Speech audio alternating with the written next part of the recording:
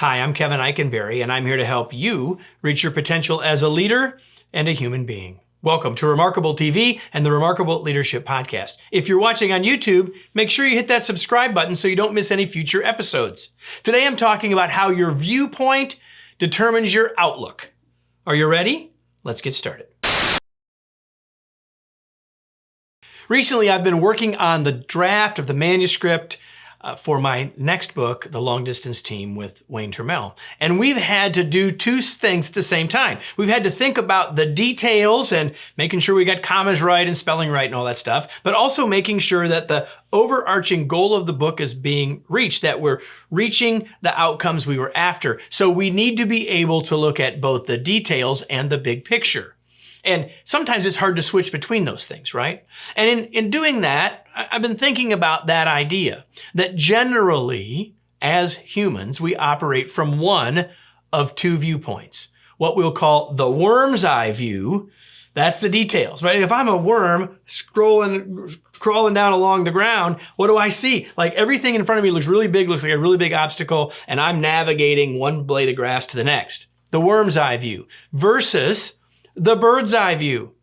The bird's looking at the same area see something very different than the worm does, right? It's the same situation and two very different views. Wayne and I needed to have both the worm's eye view and the bird's eye view, right? So the question that I have for you today is, which do you see? Now, I know all of us have been able to, at one point in our lives, do either one, but my experience says that most people default to one or the other. Which do you see? Which do you default to? Where do you start? And then the next question is, how often do you switch?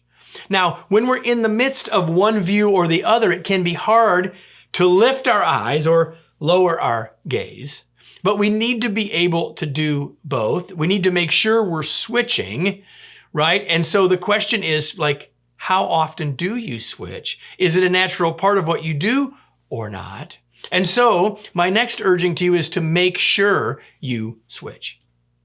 Make sure that you're doing both over time, seeing the picture of your situation, your challenge, your problem, your opportunity from a variety of viewpoints. As a leader, you may find yourself looking at the bird's eye view, and your team is only looking at the worm's eye view, and you may need to help them lift their gaze. Some of your team members might say, "Hey, Kevin, we need you to look at these details because you're sort of glossing over some things we need you to know."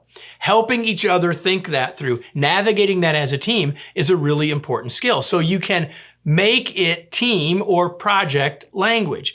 If you want to use bird's eye view and worm's eye view, or if you want to use the details and the big picture, I don't care. But this idea is important for individual thinking and decision making, but also for team thinking and decision making. And so we can make that part of our language, or we can just make sure that we're asking the question that the group's not asking or looking at right now, right? So I would say to think about making this a part of your decision process.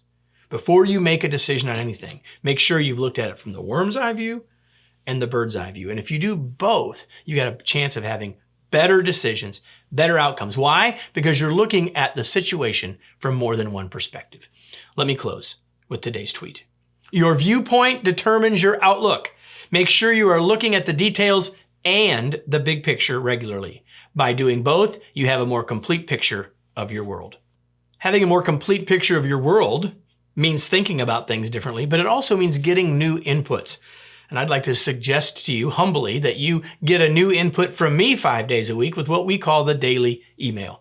Each day, in 200 to 400 words, you'll get a shot of inspiration, information, ideas to help you make your day better, see the world differently, and get better results. Hope you'll join me there. It's completely free. All the information is right here around you on this page. And I hope you'll be back with me next week for another episode of Remarkable TV and the Remarkable Leadership Podcast.